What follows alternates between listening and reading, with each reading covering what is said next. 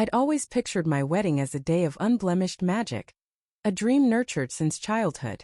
That illusion crumbled the moment Sylvia, my new mother-in-law, rose at the reception with a champagne glass in hand and declared she was seizing our home. I'm Savannah, and until that jarring moment I was on cloud nine. The ceremony had been breathtaking.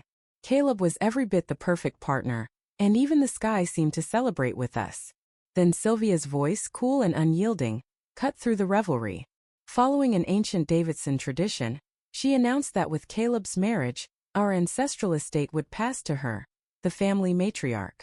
In that instant, Caleb's hand tightened around mine, and murmurs swept through the stunned crowd. My mother, Diana, began to rise from her seat, but I steadied myself. "Sylvia," I said, fighting the fury surging within, "this isn't the time or place for—" "Oh, but it is, dear," she interrupted with a smirk, producing a yellow document from her designer purse. "The perfect time to ensure everything is in order. You wouldn't want any misunderstandings at the start of your marriage, would you?" Nathan, my brother and a lawyer, stepped in quietly. "Let me see that," he said, reaching for the paper as if to confirm her claim. Sylvia's eyes glinted as she tucked it away, dismissing our protests with a toast to the happy couple and to new beginnings. But the celebration had soured. Throughout the evening my best friend Isabel offered me worried glances, while Caleb's gaze remained distant. My mother whispered, "Don't let her ruin this day. We'll fix it." Yet, as I watched Sylvia exchange knowing smiles with our relatives, I sensed this was more than a mere family quirk. It was a calculated seizure of our future. That house wasn't just a building. It was Caleb's inheritance, our dream home already half filled with our lives. Later, when we finally stole a quiet moment together, I asked him, "What do you make of all this?"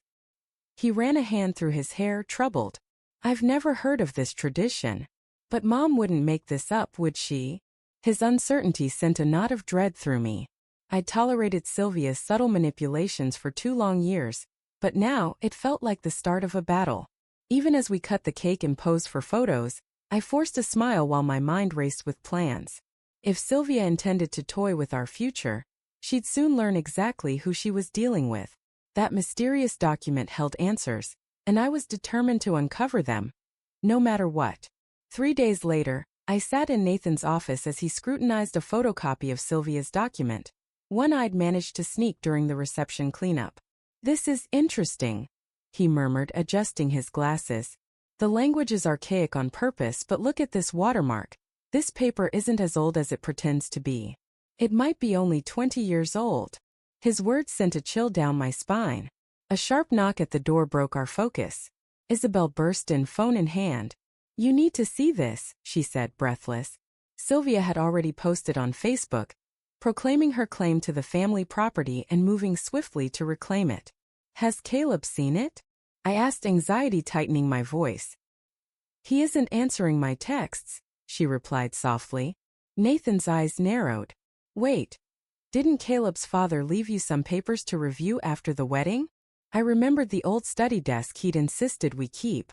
"Yes, they're there," I confirmed, my pulse quickening. "I haven't had a chance to go through them yet." "Go. Now," Nathan urged urgently. With my heart pounding, I drove home. Our house, once our sanctuary, now felt like a battleground. Inside the study, I opened the heavy drawer and discovered stacks of old papers. Then my phone buzzed. "Caleb." It was from my mother. In that moment, I knew everything was about to change. I needed to sort things out. No more waiting around. Anger and hurt fueled every motion as I rifled through the old papers. Near the bottom, my fingers brushed against a sealed envelope bearing my name in my late father-in-law's unmistakable script. Opening it, I read his words as if they were a confession.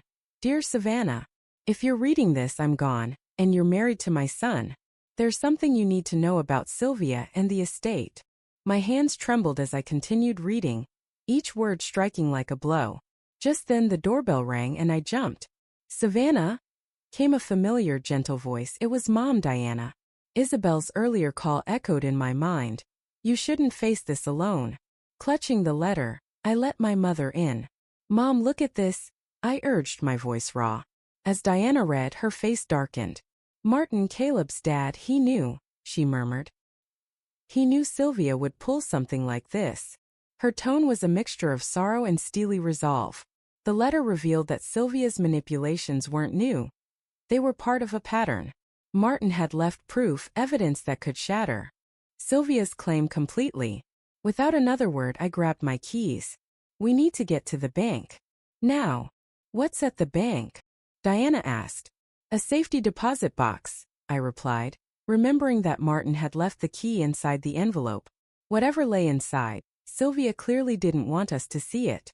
As we raced to the car, my phone buzzed with a text from Caleb. It read, "Mom says she has proof of the tradition going back generations. Maybe we should consider her offer." I didn't reply.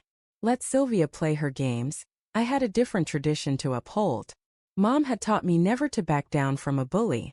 At the bank, our lawyer Adrian spread the contents of the safety deposit box across his conference room table. Isabel, Nathan, and Mom gathered around, eyes wide with anticipation.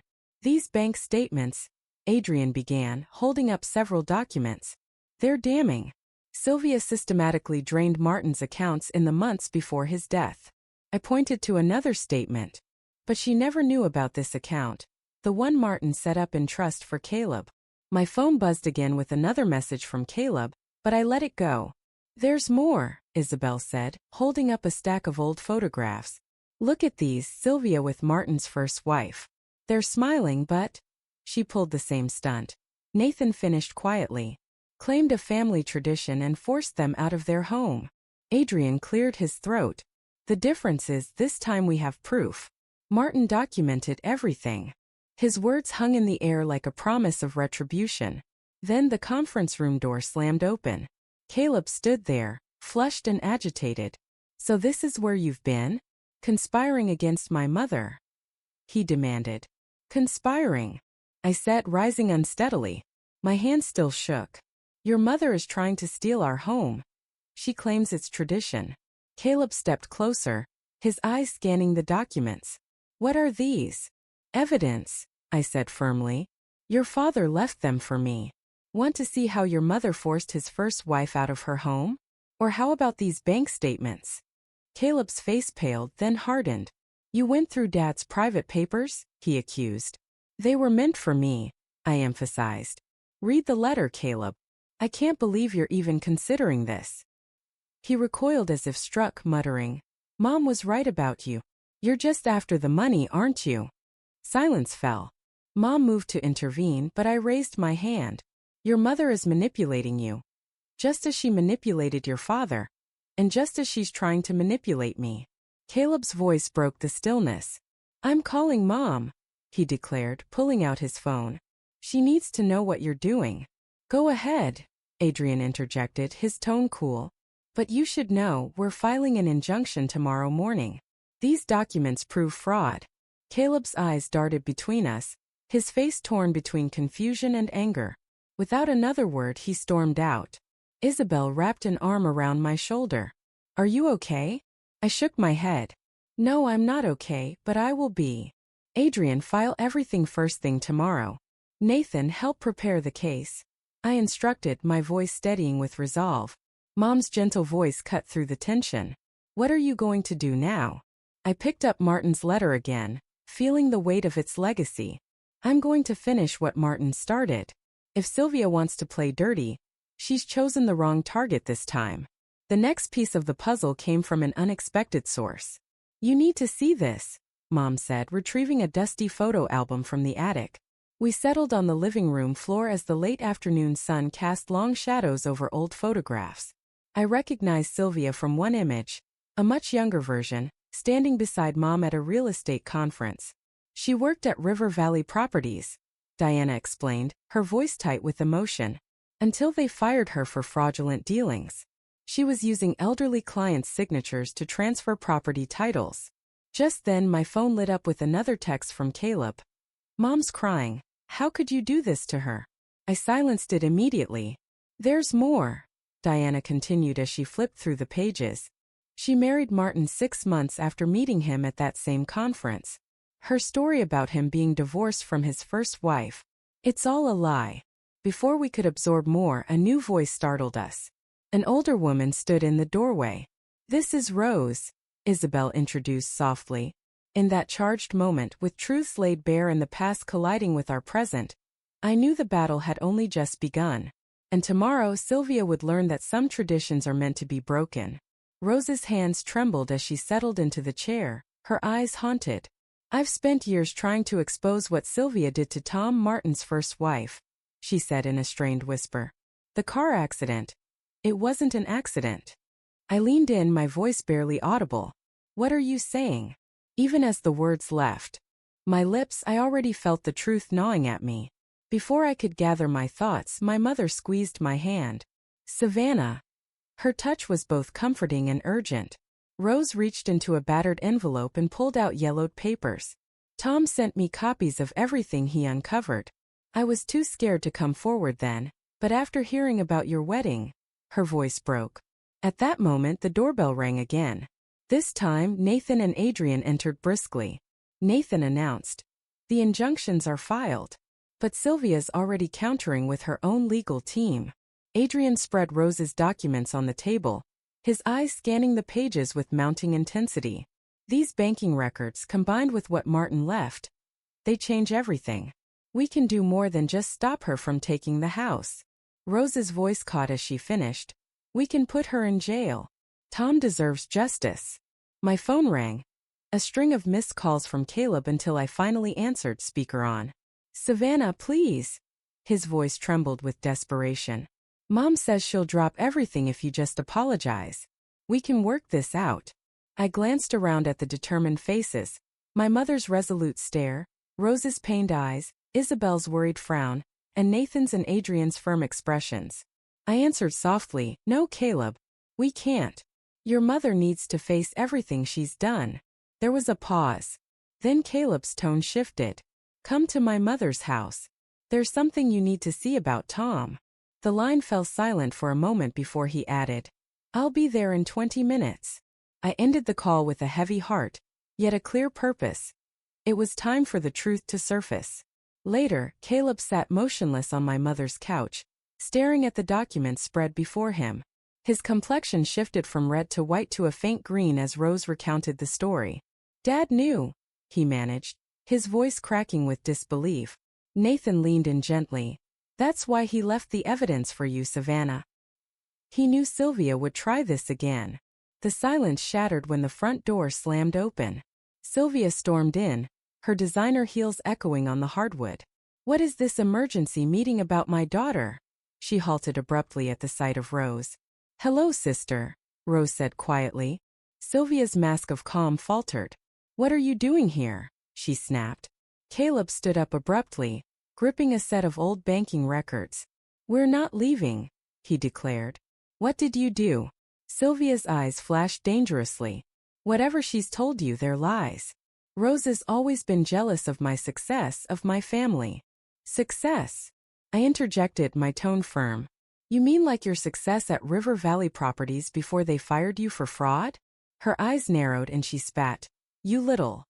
Or maybe your success with Tom's brake lines? Rose's voice wavered, raw with years of silence. I kept quiet for 20 years. Not anymore. Sylvia sneered. You have no proof. But her eyes darted to the papers on the table. Adrian cleared his throat. Actually, we do. Martin kept everything. The police are very interested in reopening Tom's case. The color drained from Sylvia's face as she turned to Caleb, reaching for him. Darling, you can't believe these lies. I'm your mother. Stop. Caleb's reply was icy. Just stop. Sylvia's voice rose in desperation. Did you kill her? She demanded. Of course not, she insisted. I loved Martin. Everything I did was for our family, like emptying his bank accounts or forging that tradition document. I picked up the statements and said quietly, You ungrateful little witch. Sylvia lunged for the papers, but Nathan stepped in between us. Adrian's tone was formal as he announced, Mrs. Davidson, I'm serving you with both an injunction regarding the estate and a court order to cooperate with the reopened investigation into Tom's death. Sylvia snatched the documents back, her hands shaking. This isn't over, she hissed. Caleb, tell them I'm a good mother. But Caleb sank back onto the couch, head in his hands. Get out, Mom. Just get out. Sylvia straightened her spine, smoothing her designer dress, and spat. Remember who's been there for you all these years, not some gold digger you barely know. With that, she stormed out, slamming the door behind her. The room was silent except for Caleb's ragged breathing.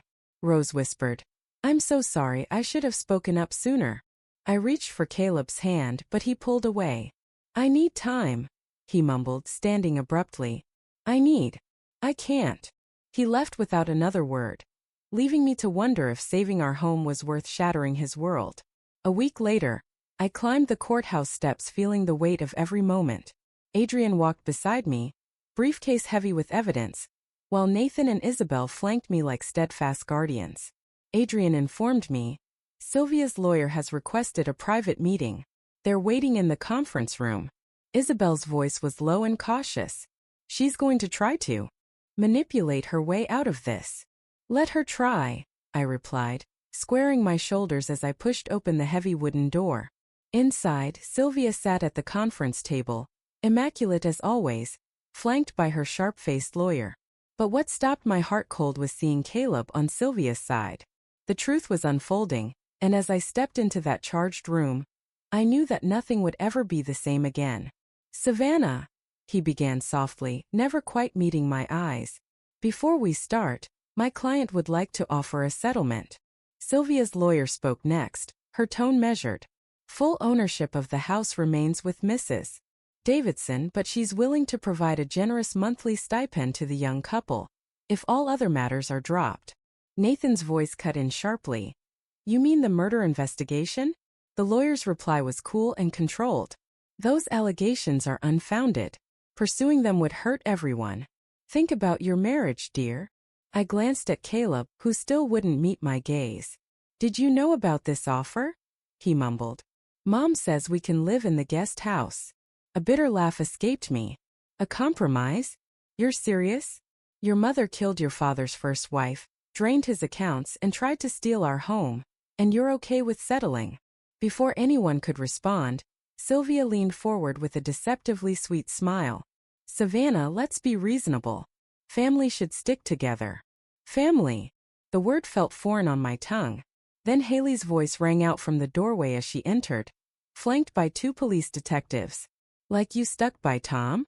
Sylvia's calm shattered. What are they doing here? She demanded, her voice trembling for the first time. One detective stepped forward. We've been reviewing the evidence, including new testimony from your former mechanic. The color drained from Sylvia's face, and her lawyer murmured urgently in her ear. I leaned toward Caleb, my voice barely a whisper. Caleb, I love you, but I won't let her win. Not this time. At last Caleb met my eyes, tears brimming. She's my mother. And Tom was someone's wife, someone's daughter. Turning to Adrian, I urged. Show them everything. Adrian opened his briefcase and spread out a mountain of documents, bank statements, police reports, Martin's letters, and the mechanic's sworn statement. We'll see you in court, he declared firmly. Every bit of fraud, forgery, and Tom's death. Sylvia stood abruptly, the scrape of her chair echoing. Caleb, come, she pleaded. But Caleb's gaze remained fixed on an old photograph of Tom on the table, his hands trembling. Caleb, Sylvia snapped. No, Mom, he whispered. I'm staying. The look Sylvia shot at me could have frozen hell. You'll regret this, she hissed before storming out, leaving a heavy silence in her wake and signaling that tomorrow would mark the real beginning of our battle.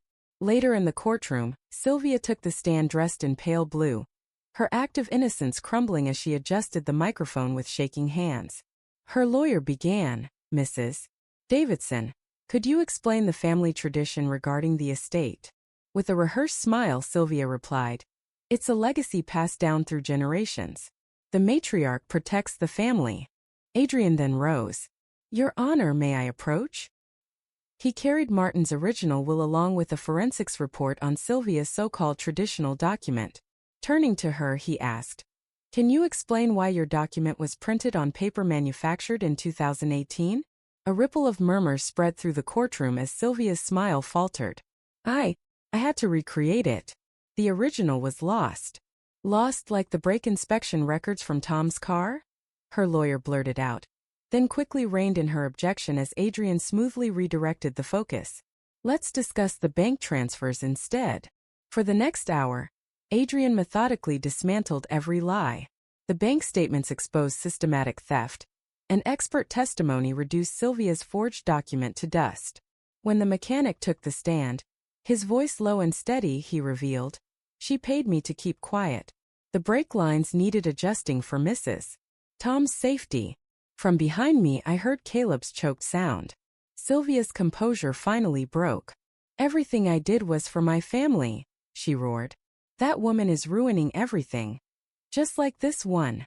Her finger jabbed at me, face twisted with rage.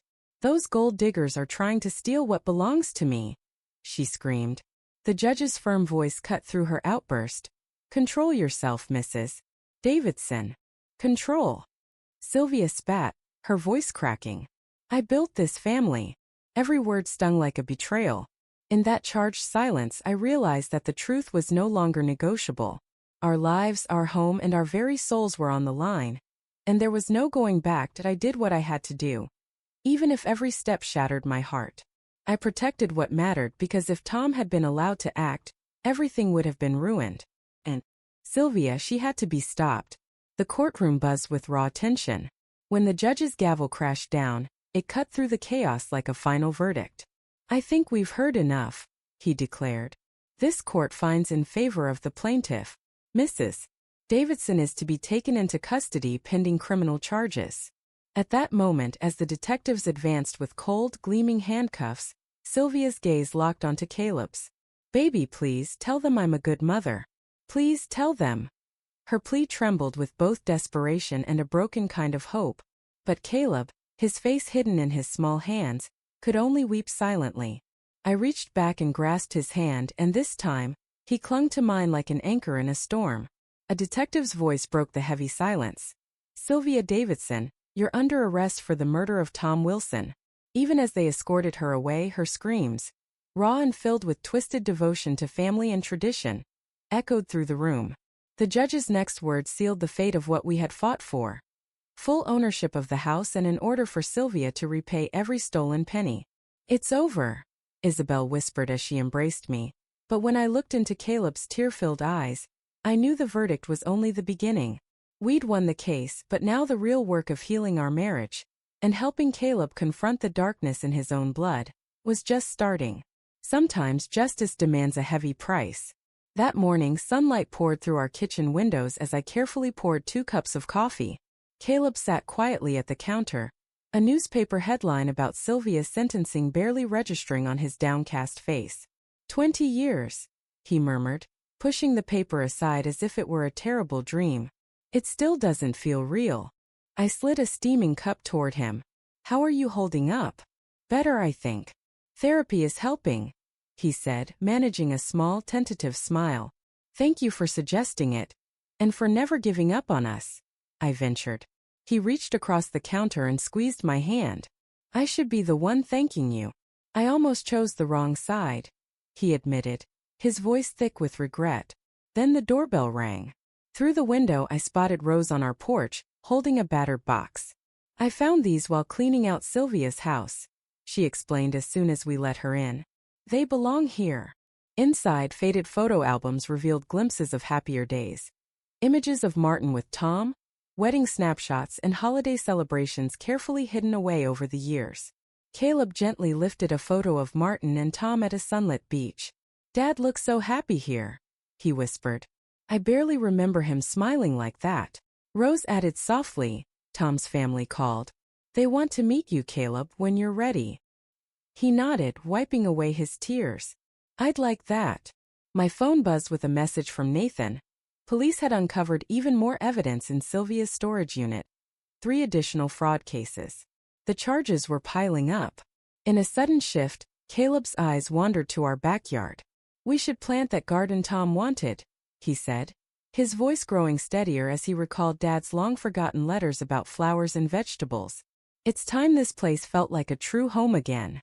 Later, the front door swung open and my mother and Isabel arrived with paint samples in hand. We decided then to refresh every room, to erase the lingering traces of Sylvia's corrosive influence. No more beige. Isabel declared, unfurling bright, cheerful colors with determined energy. As friends and family gathered around the kitchen counter, debating paint hues and garden plans, I watched Caleb. His laughter, sparked by one of Rose's jokes, was genuine and full of promise. When he caught me watching, he pulled me close. "Thank you for fighting for the truth, for fighting for us," he whispered. "Even though it hurt?" I asked softly. "Because it hurt," he corrected gently. "You saw the rot before it spread, even when I was too scared to look." Peering out the window, I envisioned the bare patch where Tom's garden would soon bloom. The house felt transformed now, lighter, cleaner, free of secrets and lies. "Ready to pick some colors?" I asked Caleb. He returned my gaze with a full, radiant smile. "Ready to start fresh." Sometimes the truest revenge isn't about tearing someone down. It's about rebuilding something stronger from the ruins they left behind.